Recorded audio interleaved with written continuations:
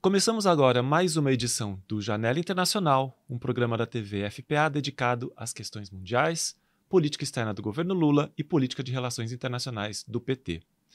Esta edição está sendo gravada no dia 10 de novembro, uma segunda-feira, por volta das 10 horas, mas só irá ao ar no dia 12 de novembro, uma quarta-feira, a partir das 15 horas. O programa de hoje será uma entrevista com o companheiro Walid Rabah, presidente da FEPAL, a Federação Árabe Palestina do Brasil, sobre este primeiro mês do mais recente cessar-fogo em Gaza. Por que mais recente? O primeiro cessar-fogo foi em novembro de 2023 e deveria durar 4 dias, com a libertação de 50 reféns israelenses e 150 reféns palestinos, enquanto mais ajuda humanitária era enviada para Gaza. Ele foi estendido 2 vezes com base em novas libertações de reféns, mas terminou em 1º de dezembro de 2023, depois que ambos os lados se acusaram mutuamente de violações. Em 19 de janeiro de 2025, começou o segundo cessar-fogo entre Israel e Hamas, com 3 etapas. A primeira previu a libertação de 33 reféns israelenses em troca de 1.900 reféns palestinos. Durante esse tempo, as tropas israelenses se retiraram de áreas povoadas em Gaza, enquanto a ajuda humanitária era enviada junto com os palestinos deslocados que retornavam para suas casas. Durante a primeira etapa do cessar-fogo, as negociações deveriam começar entre ambas as partes para uma cessação mais permanente das hostilidades em uma segunda e terceira etapas propostas, nas quais mais reféns seriam libertados de ambas as partes. E Israel retiraria completamente suas forças e Gaza seria reconstruída. Em 20 de janeiro, um dia após entrar em vigor, terminou o mandato presidencial de Joe Biden. E a conclusão desse acordo ficou nas mãos de Donald Trump, que apresentou uma proposta para que os Estados Unidos assumissem a posse da faixa de Gaza para transformá-la na Riviera do Oriente Médio, o que removeria aproximadamente 2 milhões de palestinos para terras vizinhas. Em 18 de março de 2025, Israel lançou um ataque surpresa à faixa de Gaza, encerrando esse segundo cessar-fogo. E em 10 de outubro de 2025, entrou em vigor o terceiro cessar-fogo, ainda em vigor, que prevê 3 fases. A fase 1, cessar-fogo imediato e ações humanitárias. A fase 2, desmilitarização e medidas de segurança. Fase 3, governança e reconstrução. Embora esse plano reconhecesse o Estado palestino como uma possibilidade e que é a aspiração do povo palestino, não diz que os Estados Unidos reconheceriam a Palestina como um Estado. E, antes mesmo dele entrar em vigor, em 30 de setembro de 2025, Netanyahu disse que o Estado palestino não seria estabelecido sob esse plano que foi proposto por Trump, descartando totalmente essa possibilidade. O dia 10 de novembro marcou um mês desse cessar-fogo e as atenções se concentram agora em saber se ele continuará, se haverá avanço quanto ao plano de paz. E, durante esse período, o exército israelense desafiou o acordo várias vezes e lançou diversos ataques à faixa de Gaza, acusando Hamas de violar os termos. Autoridades de saúde em Gaza disseram que mais de 240 pessoas perderam a vida no território desde 10 de outubro. Israel exige que o Hamas entregue os restos mortais dos últimos 4 reféns. O Hamas, por sua vez, diz que localizar alguns dos corpos é difícil, pois eles estão enterrados sob escombros. Esta dificuldade confirma os avisos do Hamas de que os bombardeios poderiam dificultar a sobrevivência dos reféns ou mesmo a recuperação de seus corpos. A própria população israelense foi às ruas diversas vezes contra os ataques por esses mesmos motivos. Vamos agora com o companheiro Walid, da FEPAL, para saber um pouco mais sobre o que está acontecendo em Gaza e na Palestina como um todo. Olá a todo mundo aqui que está nos assistindo. Hoje, terça-feira, dia 4 de novembro, vamos fazer uma entrevista com o companheiro Walid Rabah, da FEPAL, a Federação Palestina, aqui no Brasil, e sobre a situação na Palestina pós-cessar-fogo, principalmente a situação sobre Gaza. E eu queria introduzir aqui que esse acordo de cessar-fogo, que vai completar um mês na semana que vem, no dia 10, é um pouco difícil de entender, porque cessar-fogo, de fato, nós não temos visto. O que nós temos visto é ataques e respostas, supostas respostas do governo israelense, e depois retorno ao cessar-fogo. Ou seja, os ataques continuaram nesse período todo, e estamos aqui com o companheiro Walid para tentar entender e avaliar um pouco melhor essa situação. Walid, bem-vindo. Muito bom contar com você aqui. E como você avalia esse momento que estamos passando em Gaza e na Palestina como um todo?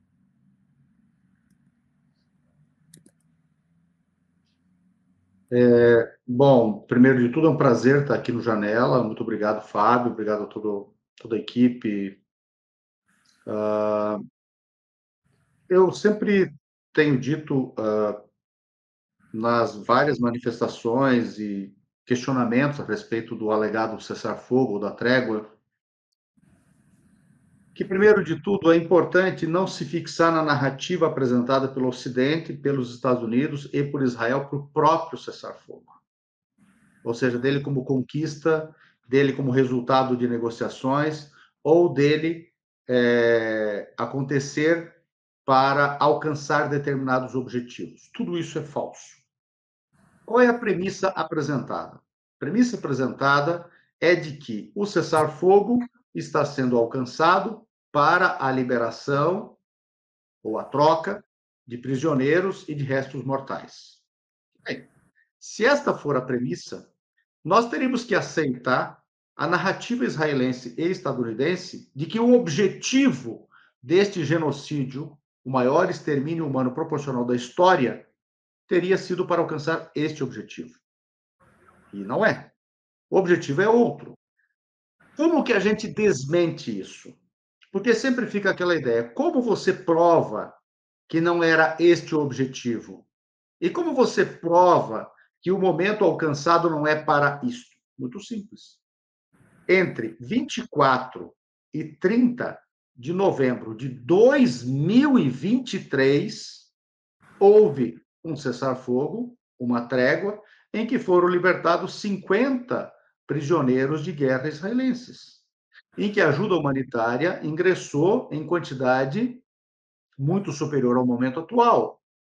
Quando nós tínhamos ainda um mês e menos de 20 dias de extermínio, quando nós tínhamos 1/10 do extermínio humano que há em Gaza hoje, que é de 81.107, considerando os mais de 11 mil desaparecidos sob escombros, 3,65% da demografia de Gaza, equivalente a 7.800.000 no Brasil, o equivalente a perto de 27 milhões, no Brasil, o equivalente a 7.800.000, milhões de mortos, o equivalente a 27 milhões de mortos na Europa, e 81 milhões em eventuais 6 anos de repetição da Segunda Guerra Mundial, na Europa da Segunda Guerra Mundial, por sua demografia atual. Era preciso, portanto, chegarmos a este ponto. Mais um detalhe: naquele momento, não havia nenhum israelense morto pelos bombardeamentos israelenses. Naquele momento, não havia a quantidade de escombros que há hoje. Segundo a ONU, a maior produção de escombros da história humana em guerras e genocídios. Os escombros produzidos em Gaza, neste momento genocidário, nesses 2 anos e um mês agora para fechar, são superiores a todos os escombros produzidos desde 2008 até hoje, em guerras e outros acontecimentos bélicos. Ou seja, nós temos que Israel e Estados Unidos tinham objetivos: destruir totalmente Gaza, tomar Gaza, ocupar Gaza, roubar a reserva gasífera de Gaza ao norte, que está coberta pelos 53% de área a ser ocupada pelos Estados Unidos e administrada sem palestinos, conforme querem Estados Unidos e Israel. Ou seja, esta parte norte de Gaza roubada aos palestinos, impedida aos palestinos, é justamente a que dá para a costa de Gaza, onde está a reserva gasífera, com riqueza estimada em até 900 bilhões de dólares. Maior que o PIB de muitos países no mundo. Produzir feridos à escala de 180 mil hoje, quase todos gravemente feridos ou mutilados sem tratamento. Destruir todo o sistema de tratamento de água, eletricidade, saneamento, hospitais, acabar com todas as fábricas de farinha, destruir todas as padarias, 97% dos animais em Gaza exterminados, toda a agricultura de Gaza em ruínas. Não há nada hoje plantado em Gaza. Quase todos os recursos que havia em Gaza, de matas, equivalente às nossas florestas, etc., tudo destruído. Não há nada verdejante mais em Gaza. Tudo isso é o objetivo de Israel. Nós temos agora, por exemplo, tem um dado macabro, na verdade, é uma associação de dados macabros, que indicam o objetivo real de Israel e dos Estados Unidos, além de roubar o território, além de roubar a reserva gasífera. E é diminuir a população palestina artificialmente pelo extermínio e outros mecanismos que estão em vigor agora. A Palestina tinha, eu quero abrir aqui o dado para ficar mais preciso, dar um número preciso, muito preciso, inclusive. A Palestina tinha, em 2023, ano do início desse extermínio, 7.290.000 habitantes, segundo o Escritório Central de Estatísticas para a Palestina, contra uma população judaica, porque este é o critério que o regime supremacista de Israel leva em consideração, a população judaica, para a alegada autodeterminação sobre todo o território da Palestina histórica. Portanto, aquilo que foi tornado Israel pela força entre 47 e 1951, e Cisjordânia com Jerusalém Oriental e Gaza. Estudava, em 2023, 80 mil não-judeus, portanto, 1,11 a mais do que judeus. Neste quadro, para 2023, havia uma população em Gaza de 2.226.544. O que nós temos hoje, depois de 2 anos de genocídio? Pois muito bem. A população de Gaza estaria estimada para este ano, de 2025, em 2.349.201 habitantes. Qual é a população de Gaza, segundo o Escritório Central de Estatísticas para a Palestina, depois do genocídio? 2.114.301.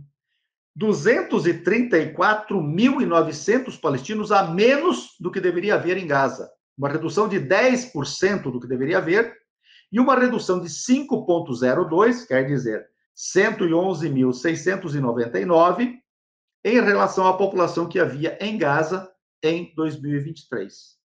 Isso quer dizer que, ao invés de haver na Palestina histórica hoje 180 mil palestinos a mais, 2,41% a mais de não-judeus sobre judeus, a cifra é diferente. Há, ao invés disso, 55 mil não-judeus a menos do que judeus, uma diminuição de 0,74%. Ou seja, o objetivo geral de Israel e dos Estados Unidos é levar a um declínio forçado da população palestina, num claro intento de limpeza étnica, que tem duplo objetivo. O primeiro, manter uma superioridade demográfica judaica na Palestina histórica, para alegar o direito à autodeterminação desta maioria sobre todo este território.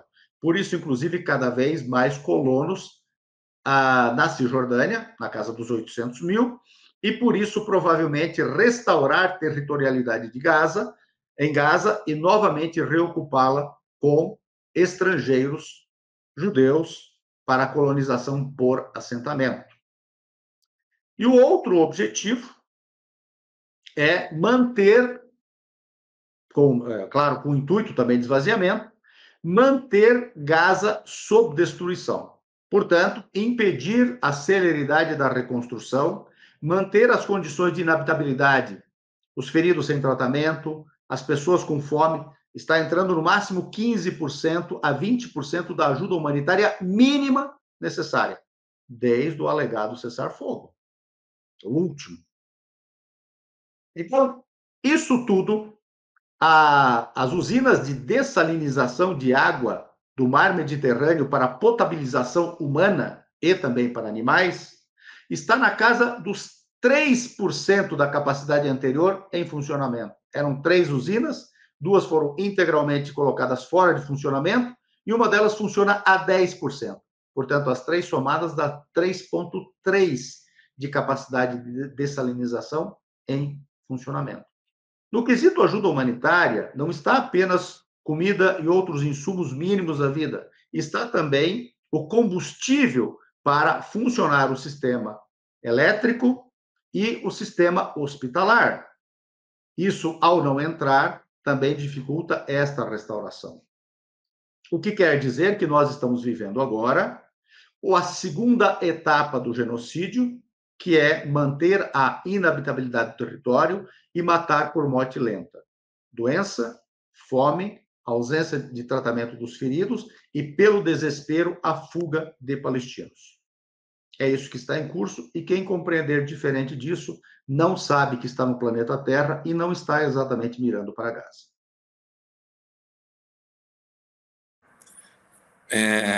O que você está dizendo é assim, inviabilizar a vida para os palestinos em Gaza, literalmente inviabilizar. Quer dizer, não deixar nenhuma condição, nem a mínima condição para que tenha vida humana naquela região. E além disso, não é, se eu posso pensar dessa forma, não é neste momento, é no longo prazo, porque o nível de destruição que foi feito inviabiliza até o nível quando eu digo destruição, o bombardeamento que teve, a quantidade de bombas que foi jogada em Gaza, envenenou o solo local. Então, a própria agricultura se tornou, por um longo prazo, sabe-se lá, se não para sempre, a agricultura na região. Ou seja, eles não estão pensando só para agora, eles estão já prevendo uma situação de longo prazo para que realmente não seja possível a continuidade da vida dos palestinos em Gaza. Nós temos hoje em Gaza, segundo os registros oficiais e os cálculos aí dos especialistas em guerras, de 85 a 90 mil toneladas de bombas lançadas sobre Gaza. Detalhe, Gaza tem apenas 22% do território da cidade de São Paulo. Esse bombardeamento equivale em capacidade destrutiva a 6 bombas atômicas lançadas sobre Hiroshima. E mais de bombardeamento convencional do que todo o bombardeamento a Dresden, Hamburgo e Londres somadas durante toda a Segunda Guerra Mundial. Isso produziu escombros que levará anos, mais de uma década, para serem integralmente removidos, e debaixo deles estão entre 11 mil e 20 mil palestinos soterrados, além dos animais, e nos quais, evidentemente, estão algumas entre 10 e 20 prisioneiros israelenses que estão sob escombros produzidos pelos ataques israelenses. Por que é importante destacar os escombros que está debaixo deles? Porque Israel está lançando mão de um artifício que é a devolução dos restos mortais, que sabe que não haverá, ou que dificilmente haverá. Se houvesse trocado, aliás, o cessar-fogo de novembro, da segunda quinzena de novembro até 30 de novembro de 2023, tivesse vigorado nós não teríamos os mortos, nós teríamos apenas vivos. O óbice, portanto, para restos mortais que jamais virão, possivelmente, não haveria. E a imposição das condições gerais de destruição de Gaza significa estarmos vendo Gaza em cursa na letra C do artigo 2º da Convenção para a Prevenção do Genocídio, que é manter condições que levem à destruição do grupo. Então, manter as condições genocidárias leva a isso. Impedir os nascimentos no grupo está na letra D, que também é ato genocidário. Então, 14 mil mulheres mortas. Quer dizer, 14 mil mães, 14 mil ventres. A natalidade em 3,97 por mulher, por mãe, estamos diante de 55 mil palestinos que jamais nascerão. Nós estamos também diante da redução apontada pela ONU de 41% dos nascimentos, comparando o primeiro semestre do ano passado com o primeiro semestre deste ano. De 29 mil para 17 mil. Se nós considerarmos que antes do genocídio, já que está comparando com o primeiro semestre de 2024, nós temos o ano de 2023 de genocídio e o ano de 2024 inteiro, o primeiro semestre. Os nascimentos por semestre antes eram de 31 mil, não de 29 mil. Então, nós podemos ter tido o desaparecimento de 14 mil nascimentos por semestre. Considerando 4 semestres de genocídio, pelo menos, nós estamos diante de quase 60 mil que não nasceram. E nós temos o nascimento prematuro de 33%, segundo os dados da ONU também, do Fundo para a População da ONU, 33% nasceram prematuros, neste território inabitável, programados para morrer. Então, nós podemos estar diante de até 150 mil que jamais nascerão, não nasceram, jamais nascerão, e aqueles que nasceram e morrerão, porque prematuros num território inabitável. Então, veja, isso está em curso na letra D do artigo 2º da Convenção para o Genocídio, impedir nascimentos no grupo. E o que isso tudo está provocando desde antes? Porque você, Fábio, comentou que isso está acontecendo há mais tempo. Vamos lá. Eu vou me ater a uma pesquisa divulgada por um Instituto de Pesquisas palestino, e que, na verdade, a pesquisa é publicada pelo Instituto, mas o Centro Palestino de Pesquisa Política e de Opinião Pública divulgou uma pesquisa do Barômetro Árabe na Palestina, pesquisa feita entre 28 de setembro e 8 de outubro de 2023. O que detectou essa pesquisa?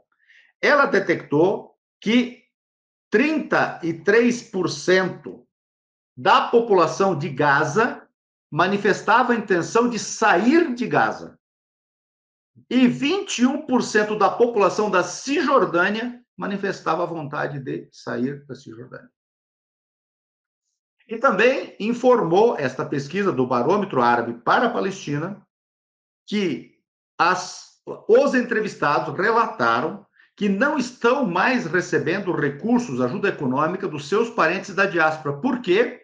Porque Israel está dificultando esta ajuda e está dificultando os negócios na Cisjordânia e em Gaza. Portanto, a diáspora palestina do exterior não está mais investindo. Portanto, destruir o tecido econômico e social de Gaza e da Cisjordânia é um ato genocidário que impede que a diáspora se comunique com a Palestina, que a diáspora ajude a manter a população palestina e que a diáspora continue indo à Palestina para viver, mandando seus filhos para viver lá. Isso tudo é intento genocidário para esvaziamento populacional. Porque o que é uma limpeza étnica? Sem entender isso, nada do que nós estamos falando tem sentido. Limpeza étnica significa remoção de uma demografia, de uma geografia. Quem não compreende isso não sabe do que está falando. É isso que está em curso. E este conjunto de dados consolidados que a FEPAL vem trabalhando e trazendo a público é que fazem a diferença para compreender o que acontece na Palestina. Todo ativismo é bom, toda solidariedade é boa, todas as manifestações são boas, mas sem entender a profundidade do que está em andamento, Fábio, não vai se compreender Israel. E, cessado o ato genocidário de mortes em escala industrial publicamente apresentadas, e o genocídio entra neste momento em que ele está hoje, automaticamente a solidariedade se assenta no patamar anterior a 7 de outubro de 2023. E aí, Israel retoma a iniciativa pela máquina de propaganda e recupera terreno na opinião pública, inclusive na brasileira. Então, é disso que nós estamos falando. Me parece que essa é a preocupação que a FEPAL tem buscado alertar a respeito. Aproveitando que você mencionou essa pesquisa em relação ao período, né, o mês logo antes do início deste conflito, eu sempre costumo falar também este conflito, porque isso é só uma parte de um conflito que começou há décadas, né? Ou se não, séculos, se não mais de um século. Mas para aquele discurso que a gente escuta constantemente de que Gaza era livre, não estava mais sob o jugo israelense, esse bloqueio de alimentos já ocorria. Israel já impunha um limite de entrada de alimentos, materiais médicos, materiais de construção, de tudo que se consumia em Gaza, antes de chegar a Gaza, passava pelo governo israelense e sofria um corte. Quer dizer, a população já estava sofrendo um estrangulamento, talvez não tão grave quanto que está agora, mas já havia algo. Sim, há uma sutileza, porque Gaza está ocupada e bloqueada do mundo desde 1967. Há um vício de se recorrer a 2007. 2007 é uma realidade nova em que Israel retira os colonos, que eram apenas de 5 a 7 mil, eles retiram eles em 2005, começa o bloqueio a Gaza em 2005, reforça o bloqueio em 2007, uma ocupação à distância, na qual começam a impor condições genocidárias, inclusive, após o bloqueio em 2007, a maior matança em Gaza, desde 67, imposta em 2008 e 2009. Depois outra em 2012, depois outra em 2014. Então, inicia um processo de destruição sistemática, matança sistemática, destruição da habitabilidade de Gaza sistemática a partir de 2007. Mas, por exemplo, o ingresso de alimentos em Gaza ao patamar máximo de calorias para a manutenção mínima da vida humana vem de 1967, não de 2007. Vem de 1967. E, apesar disso tudo, qual foi o grande desafio que Israel enfrentou? De que os palestinos aprenderam com 47 a 51, de que não deveriam, em hipótese nenhuma, sair do território para salvaguardar suas vidas, porque a hipótese, e não mera hipótese, era de não permitir que retornassem. Foi isso a Nakba, a grande catástrofe de 47 a 51. Os palestinos saíram com suas chaves, diante do terror imposto pelas gangues sionistas, depois tornadas o exército israelense, acreditando que, estabilizando o conflito bélico, poderiam retornar. E, na verdade, o objetivo era que saíssem e lhes fosse impedido o retorno. Este era o objetivo. Quem não entende o objetivo permanente do sionismo não entende o que está acontecendo em Gaza permanentemente. E há algumas coisas que fazem parte do genocídio. Por exemplo, a ONU informou, em junho deste ano, que a longevidade média em Gaza caiu 50%, na verdade, um pouco mais. A longevidade média, antes de 7 de outubro de 23, era de 75,5 anos em Gaza. Ela caiu, segundo dados da ONU, para assustadores entre os homens, neste período, 36 anos.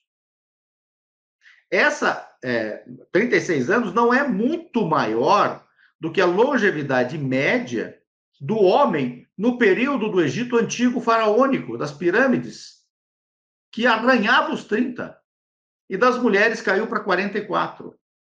Isso tudo é um intento genocidário. Este dado, que surge apenas em junho deste ano, o dado sobre a queda da natalidade, que surge dos nascimentos, que surge em julho deste ano. Todos eles nós apontávamos em nosso resumo do genocídio, que nós atualizávamos diariamente, dizendo o seguinte: a matança em escala industrial de mulheres, portanto, a eliminação de mães ventres, e de crianças, o que saiu anteontem deles, visava um objetivo claro: alcançar o colapsamento da capacidade reprodutiva da sociedade palestina. Agora, os dados estão informando isso matematicamente, com dados objetivos. Então, a totalidade das ações israelenses e estadunidenses tem objetivo, que é impedir que a população palestina siga existindo no espaço geográfico chamado Palestina, em qualquer parte dele. Gaza, Cisjordânia, e alcançarão amanhã ou depois, com vários pretextos que já estão sendo construídos, aquela população palestina que persistiu nos territórios tomados entre 47 e 51 para serem tornados Israel, que totalizam perto de 2 milhões de pessoas, ou seja, a população originária palestina que segue ali. Essa também será alcançada. Porque o que não é compreendido é que o projeto sionista para a Palestina tem uma peculiaridade colonial que nunca existiu. O colonialismo sempre foi, em certa medida, genocidário, evidentemente. Sempre teve a faceta do assentamento. Mas ele sempre foi também supremacista, portanto, sempre foi um regime de apartheid. Mas ele nunca previu o extermínio integral da demografia originária. Nunca previu isso. Ele nunca trabalhou com esta hipótese. Embora em países como o Brasil, a população originária tenha quase desaparecido.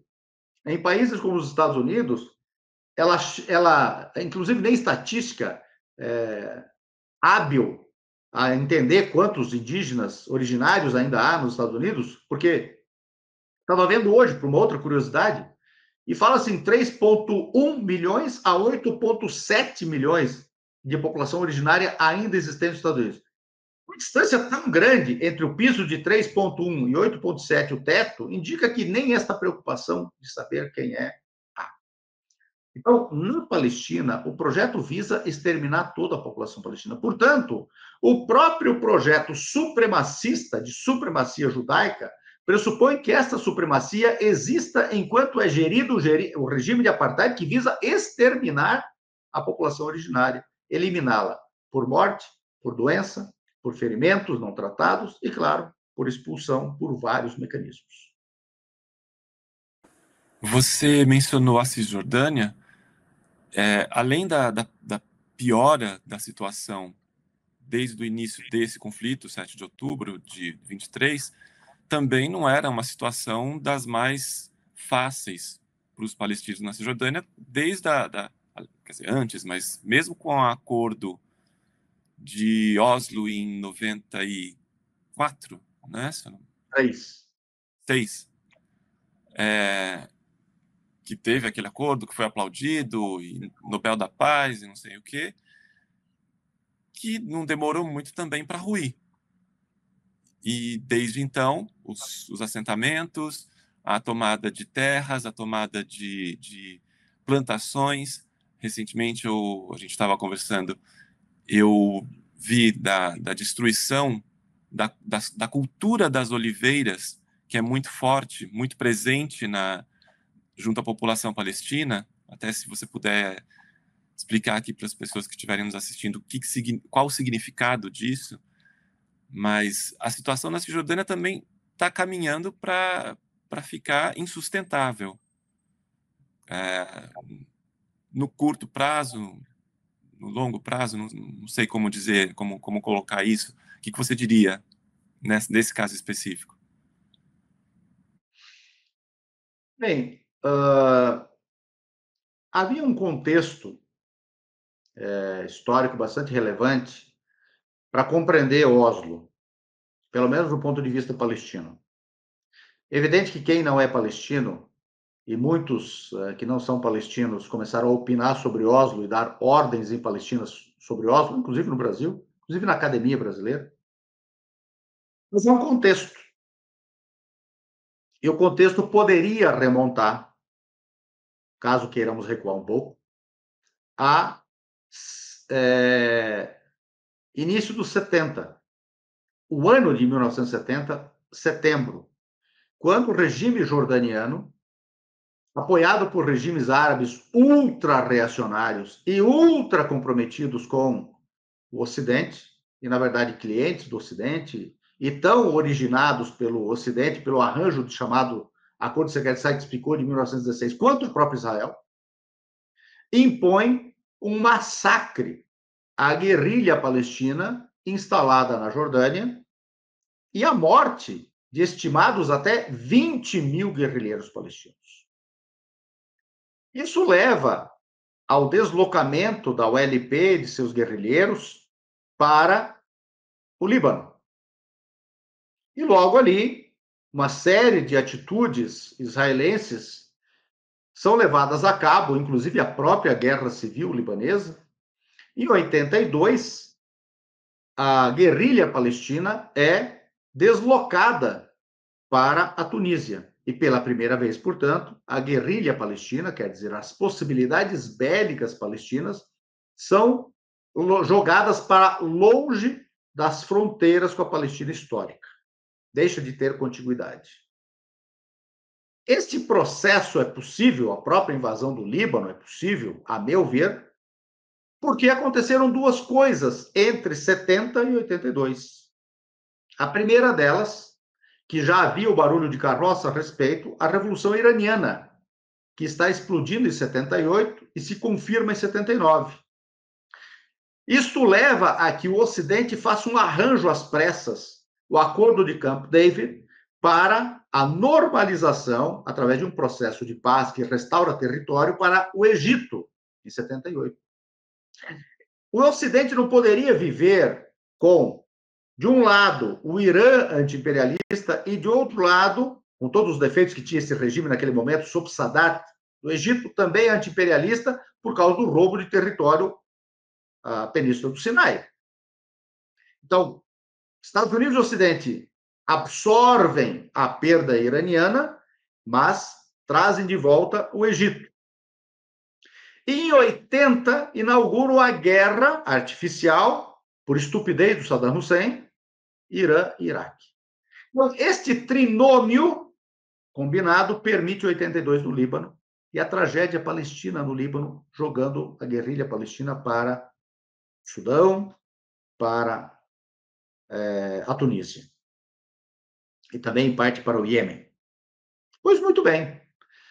Nós temos no curso dos anos 80, meados dos 80, início dos 80, meados dos 80, já começa a ruir o leste europeu, o Pacto de Varsóvia.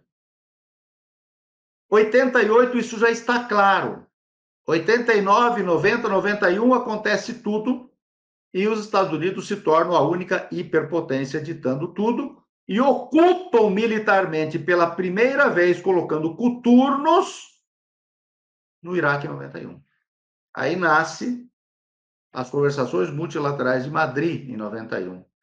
E os palestinos entram em conversações secretas e resulta em Oslo 93.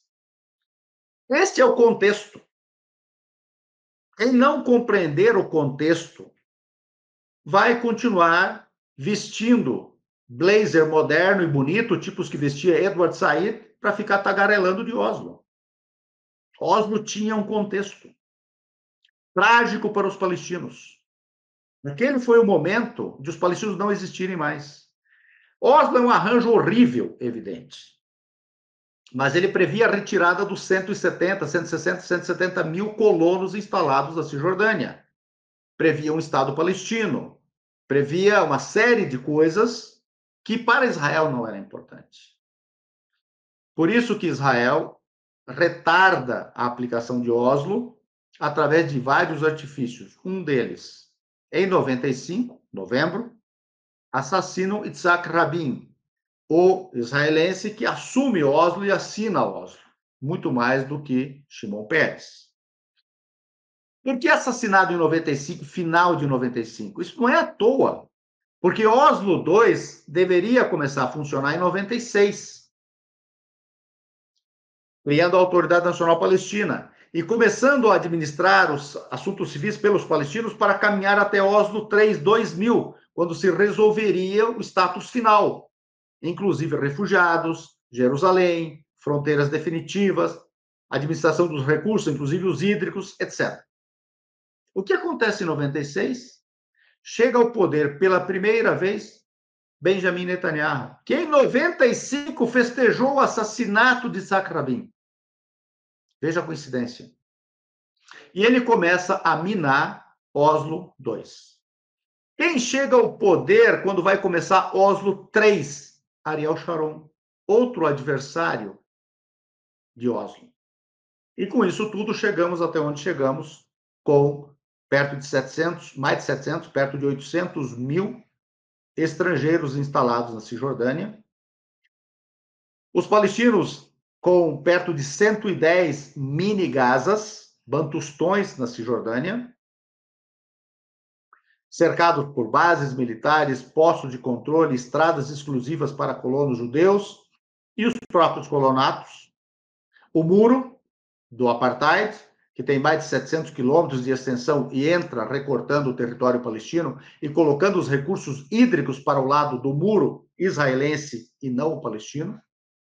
E uma série destas medidas todas agora caminhando para os pogromos, em que a violência dos colonos passa a ser a motriz do terror, da destruição dos olivais, outras culturas, o roubo de terra, a destruição dos rebanhos, mas não apenas, a destruição do patrimônio, a destruição de veículos, a destruição de casas, o incêndio das plantações.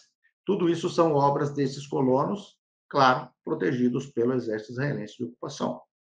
Isto visa criar em Gaza condições de inabitabilidade também, porque os recursos financeiros palestinos são bloqueados por Israel, porque eles passam primeiro pelo governo israelense. Isso dificulta o pagamento dos salários dos servidores públicos palestinos, que têm recebido há anos metade dos seus salários. Isso tem empobrecido a população, tem arruinado a economia palestina. Arruína a agricultura, arruína a pecuária, com isso diminuindo as possibilidades alimentares próprias, arruinando, portanto, a economia no setor primário também, dificultando as exportações. É uma dificuldade imensa exportar os palestinos. Tudo isso tem intentos genocidários. Destruir Oslo foi essencial para Israel, não para os palestinos. Não foram os palestinos que destruíram Oslo. Havia oposição a Oslo dos palestinos? Sim, mas a maior oposição era entre os israelenses. História não é feita de si. Mas vamos fazer uma elucubração. Se Oslo tivesse funcionado até hoje, não seria mais necessário o regime israelense. E esse era o grande temor do projeto supremacista judaico-sionista, a sua prescindibilidade. Israel destrói Oslo para continuar existindo dentro do projeto originário, que é de tomar toda a Palestina, eliminar os palestinos, tomar o Líbano, tomar a Síria, tomar a Jordânia e construir um grande espaço, que inclusive vai até o Iraque, e eventualmente toma território sírio, restaura a soberania sobre o Sinai. E para restaurar a soberania sobre o Sinai, é preciso recuperar Gaza. É preciso recuperar essa parte do Mediterrâneo. E tudo isso é um projeto sionista permanente. Não compreender isso significa ter dificuldade de compreender a dinâmica geral. Lógico que muitas coisas mudaram neste período. Por exemplo, há hoje no Oriente Médio uma Israel árabe, os Emirados Árabes Unidos. que com Israel desestabiliza toda a região e está desestabilizando a própria África. Por exemplo, a desestabilização e os genocídios em curso no Sudão são resultado de uma aliança estratégica israelense e emirate, ao ponto de levar o Egito a mudar a sua política, adotando elementos de pragmatismo e restaurando uma aliança que ainda não é estratégica com a Turquia e mesmo com o Catar, para confrontar essa maldição chamada Aliança Emirate-Israelense. Chama atenção, nesse particular, para nós aqui no Brasil, que estamos dando muita atenção às exportações de armas e aquisição de indústrias bélicas nacionais por Israel. Por exemplo, a indústria de aviônica, no caso de drones, da Odebrecht, depois de aniquilada, por uma subsidiária da Elbit Systems israelense, a maior indústria bélica israelense, a sua subsidiária a AEL Sistemas, instalada no Rio Grande do Sul. Só que nós não estamos prestando atenção a uma ação tão terrível quanto dos Emirados Árabes Unidos, que estão adquirindo indústria bélica brasileira. Inclusive uma delas em São José dos Campos, estratégica, que é Israel Árabe. Então, nós temos também que defender a soberania brasileira, especialmente nesses campos estratégicos, que são campos de soberania nacional. São, inclusive, elementos existenciais quanto à soberania nacional brasileira. Você mencionou o Emirados Árabes.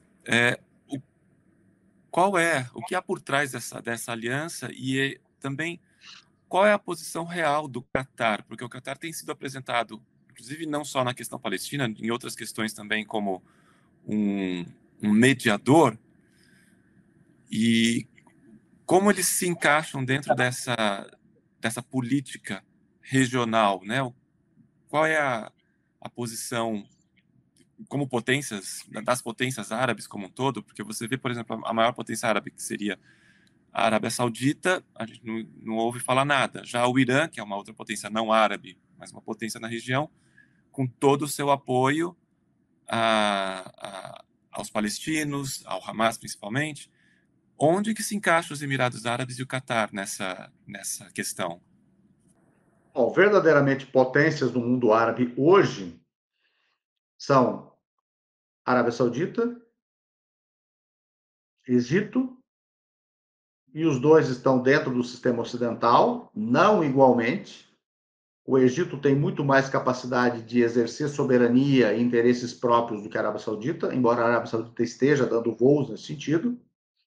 E a Argélia. A Argélia, sim, fora do sistema ocidental. Porque a Líbia foi destruída, o Iraque foi destruído,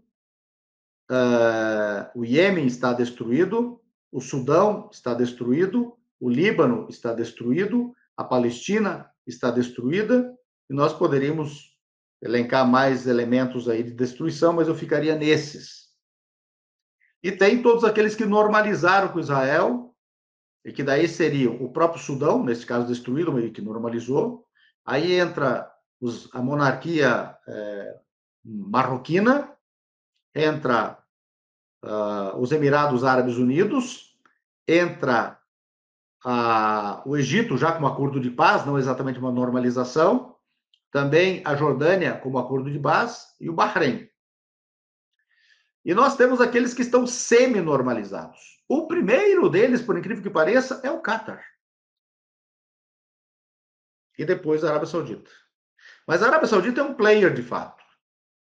Os Emirados Árabes Unidos, com a sua fortuna, querem controlar uma parcela do mundo árabe, controlar as suas riquezas, controlar o Nilo, porque há uma luta para controlar o Nilo. Controlar o Sudão significa controlar o Nilo. Controlar a Etiópia via Eritreia, inclusive impedindo a entrada, ter acesso ao Mar Vermelho da Etiópia pela Eritreia inventada, é isso. a destruir o Sudão por dentro, inclusive tendo tomado o seu território, o Sudão do Sul, significa controlar a sul o Nilo e derrubar, destruir, inviabilizar o Sudão, significa controlar a segunda maior porção de território marítimo com o Mar Vermelho, porque a primeira é do Egito. E significa relativizar a soberania do próprio Egito, com um porto militar que será israelense e emirate no Mar Vermelho. Significa, controlando a Eritreia, controlar o chifre da África, a entrada para o Mar Vermelho por Bab el-Manda. E controlar, logicamente, o Djibouti. E aniquilando e destruindo o Iêmen, significa controlar o outro lado, não o africano, o já asiático, na Península Arábica, o outro lado da entrada do Mar Vermelho. E tudo isso não é ação apenas emirate, mas os Emirados Árabes Unidos é que estão atolados até a medula nesses processos. E aí entra, claro, o corredor chamado Ben Gurion, que visa, inclusive, eventualmente, ter um canal alternativo ao canal de Suez e que, evidentemente, resulta de uma vontade estadunidense. Israel está no meio, os Emirados Árabes estão no meio e outras monarquias ou petromonarquias estão no meio. É bom sempre lembrar que o Catar tem a maior base estadunidense na região, do qual grande parte dos equipamentos bélicos, armas, sistemas e munições para aniquilar Gaza saíram de lá. Não tem menor soberania um país como o Catar. Assim como, eventualmente, não tem uma soberania plena os próprios Emirados Árabes Unidos. Porque, e aqui para finalizar o ponto, quando nós pegamos essas petromonarquias, o que elas são? São populações ínfimas de originários, com 90% ou mais de população estrangeira que vive sob apartheid trabalhadora. Então, o que eventualmente faz equivalente um regime como o dos Emirados Árabes Unidos, e até do Catar também, e de outros, com o de Israel? São dois regimes de apartheid. A diferença é esta. Os Emirados Árabes Unidos são uma população originária que importa uma estrangeira e lhe impõe um regime de apartheid. Um Estado ultrapolicial. Os Emirados Árabes Unidos são talvez o Estado mais policial do planeta. E Israel é uma população estrangeira importada pelos britânicos e que, a partir de um dado momento, passa a impor um regime de apartheid contra a população originária, desejando exterminá-la. Portanto, esse é um outro fator distintivo. No Oriente Médio, de um modo geral, o mundo árabe exige uma melhor compreensão. Acho, inclusive, que no Brasil faltam tanques pensantes para pensar isso. Até pela relevância que o Brasil tem no jogo mundial. Mas ele só terá se ele pensar isso tudo. E pensar isso tudo fora do Itamaraty. O Itamaraty pensa isso tudo, mas é preciso ter mais. Os partidos precisam pensar mais isso. Um partido como o PT não pode deixar de pensar isso. Outros partidos do campo democrático, popular e civilizatório brasileiro, mas especialmente o PT. Estou citando aqui o PT para citar o partido que é governante. E que, quando não foi governante, foi sempre que chegou ao segundo turno para disputar. Portanto, se fôssemos imaginar aqui um bipartidarismo, não é o caso, mas se fôssemos imaginar democratas e republicanos transplantados para o Brasil, o PT seria sempre um desses dois partidos se revezando no poder. Tem poder tanto quanto está na oposição, quanto está na situação governando. Então, o PT não pode abrir mão de pensar isso. Reunir os seus intelectuais para além da bateção de lata, para além daquele ativismo vulgar, para além daquele xingamento desnecessário, daquele papo furado, ficasse primeiro marketing ocidental sobre primavera, o cara vai e se alinha aquele troço e faz de conta que está pensando para o partido. Então, me parece que esse é um desafio muito importante que deve ser encarado de frente pelo pensamento progressista, não hegemônico e anti-hegemônico da sociedade brasileira, especialmente daquela parcela organizada, e os partidos são, por excelência, o topo da pirâmide da organização. Bom, a gente já está quase, já tem mais de 50 minutos, ou quase 50 minutos aqui de conversa. Eu queria pedir para você explicar aqui para a gente essa simbologia dos olivais na cultura palestina, se você se sentir aí à vontade. Que a gente ouve falar tanto. Nós temos uma história na Palestina, não apenas a Palestina, o Líbano, a Síria, a Jordânia, em parte. A Jordânia, na verdade, bem menos. Na verdade, só recentemente. Em que os olivais são responsáveis pela maior cultura primária na região, que é a produção de azeite. O azeite por milênios, a base alimentar da Palestina. Come-se azeite com tudo.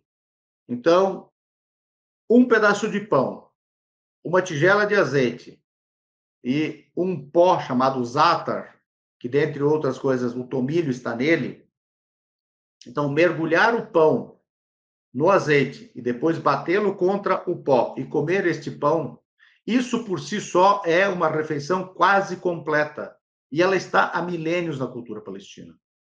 Quando se fazem as pastas, pode ser a coalhada, pode ser o hummus a partir do grão de bico, pode ser a pasta de berinjela, o tabbal, conhecida aqui também como baba ganoush, pode ser o ful, a fava, que às vezes é misturada com grão de bico e às vezes não, que também é uma pasta. Em todas elas vai azeite em quantidades industriais. Às vezes, 1/3 do que há é azeite. Então, o azeite é uma base alimentar na Palestina, historicamente falando, e as azeitonas.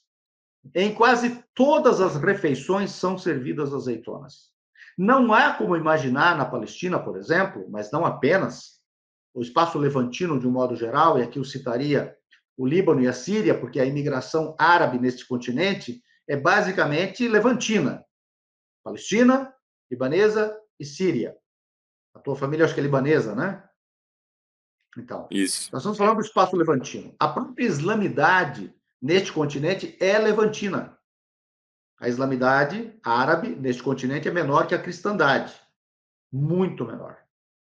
Na comunidade palestina, por exemplo, o único país fora a Venezuela, mas a da Venezuela é pouco relevante, o único país em que a diáspora palestina é majoritariamente muçulmana é brasileira. Isso tem razões históricas, vale uma boa pesquisa a respeito, inclusive, até um doutorado. Mas, inclusive, para explicar por que ela é majoritariamente muçulmana e por que a organização do movimento palestino no Brasil nasce no Brasil e não no Chile, onde está a maior comunidade palestina no continente. São curiosidades muito importantes de serem estudadas. Além do mais, há toda uma cultura da colheita da azeitona. A colheita dos olivais, ela reúne centenas de milhares de pessoas em um determinado momento, mais ou menos de outubro às vezes no final de setembro, a final de novembro, início de dezembro, quando tardio. As famílias se reúnem aos milhares para colher azeitonas. Se a Palestina estivesse nos documentários da BBC e no cinema hollywoodiano, a colheita dos olivais e toda a cultura dos olivais teria rendido milhares de documentários e filmes. Uma imagem, agora com os drones ficou mais fácil, uma imagem aérea da colheita de azeitonas na Palestina é muito mais impactante do que, por exemplo, a colheita de uva aqui na Serra Gaúcha ou mesmo na Itália. A vindima, eu acho que chamam. Muito mais. E, além do mais, é uma cobertura de solo. Ela cobre o solo. Os olivais estão ali, cobrem o solo palestino. Toda uma cultura em torno disso. Falando em cultura, né, para finalizar, eu nasci no Brasil. Meu pai e minha mãe são palestinos. Nós ouvíamos falar da colheita da azeitona todos os dias. Todos os dias. Uma tradição, inclusive, da poda da azeitona, dos olivais, perdão dizendo, meu pai falava disso quase que diariamente. Então, é difícil de mencionar a importância, e é por isso que a oliveira é um símbolo da Palestina. E é por isso a destruição dos olivais. A destruição dos olivais é uma destruição não apenas de uma base alimentar. É, na verdade, a destruição de uma cultura que tem alguns milhares de anos. Só para nós termos como parâmetro, os japoneses identificaram uma oliveira que é tida como a mais antiga oliveira, a mais velha oliveira do mundo, na região de Belém, salvo o melhor juízo, com mais de 5.000 anos. Então veja a importância dessa oliveira, ou desses olivais. Nós temos olivais na minha cidade, Khobar, que fica na região da Cisjordânia, a cidade do meu pai, perdão, dizendo, porque a cidade da minha mãe, Arura, também fica na região da Cisjordânia. Nós temos olivais em Khobar que tem centenas de anos. Centenas de anos. Várias centenas de anos. Então, isso é muito importante. Muito... Quando destrói uma oliveira que tem, por exemplo, 600, 700 anos, o que está se destruindo? Ali é muito mais do que uma produtora de azeitona ou de azeite. É um dado arqueológico, é um dado histórico, é um dado antropológico. Na verdade, é um crime contra a humanidade. É um crime de lesa humanidade contra o patrimônio histórico, cultural, arqueológico e antropológico da raça humana. Eu ia falar isso. A destruição de uma oliveira é um apagamento histórico, que também é uma forma de genocídio. Claro, claro. Quer dizer, Seguramente. cabe, a simbologia está toda unida, está toda aí. Bom, eu queria muito te agradecer. Isso não foi só uma conversa, foi uma aula. Muita informação que você trouxe aqui eu realmente não conhecia. E espero poder contar com a sua contribuição em outras oportunidades. E deixo aqui uma palavra final para você.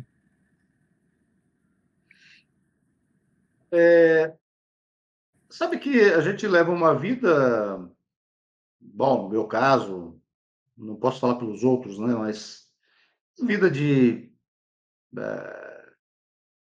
militante, ativista, dirigente, eventualmente quadro da diáspora palestina ligada ao movimento de libertação nacional da Palestina aqui nessa diáspora. Então, nós temos tarefas de organizar a comunidade nesse intuito, preservar a cultura, preservar as tradições, a língua, a espiritualidade, proteger a comunidade. E antes, quando a gente falava disso, parecia que não tinha sentido, agora com a islamofobia, arabofobia, e praticamente a criminalização, a tentativa de criminalização da agenda palestina no Brasil pelo lobby sionista, tudo isso se tornou uma realidade. Defender a comunidade, defender a agenda, defender as pessoas fisicamente. Mas tem uma coisa que eu acho que valeria a pena comentar aqui. É preciso que o Brasil assuma o seu lugar de relevo no mundo e compreender o mundo árabe como suas centenas de milhões de habitantes, seus quase 15 milhões de quilômetros quadrados contíguos, e daí soma-se o Irã e a Turquia como espaço de Oriente Médio, não necessariamente de arabidade, as potencialidades do Brasil nisso, de comércio, de energia, de ciência, de tecnologia, de trocas culturais, em todos os sentidos possíveis, aliança geopolítica, e tudo isso exige pensamento interno. Esse é um desafio que está posto para nós. Esse negócio de ficar ouvindo gangster sionista falando de Oriente Médio no Brasil, que a Globo adora fazer, isso é inadmissível. Isso tem que ser varrido para debaixo do tapete. Todas as forças políticas, sociais, econômicas, pensamento acadêmico organizado ou não necessariamente a intelectualidade tem que colocar na cabeça que ouvir sionista no Brasil é ouvir feitiçaria, é ouvir vigarice. É preciso ter pensamento novo, consolidado para um Brasil do futuro. E o Brasil do futuro passa pelo Oriente Médio, passa pelo Oriente Médio, Arabidade africana e asiática, Oriente Médio, Turquia e Irã, e Oriente Médio alargado, Paquistão, Afeganistão. Isso tudo dentro de um conceito BRICS, de um conceito de multilateralidade. Nós temos esse desafio aqui no Brasil. Enquanto eu não ver isso, eu não estarei vivendo tranquilo. Eu não deito minha cabeça no travesseiro tranquilo diante do genocídio na Palestina. Mas também um outro foco de intranquilidade é o Brasil não processando isso e eu ver na academia brasileira e nos veículos de comunicação um punhado de vigaristas, sionistas, falando asneiras que só beneficiam os Estados Unidos, a Inglaterra, a França e a Alemanha, como quintas colunas internas aqui no Brasil. É isso, é quase um desabafo, na verdade.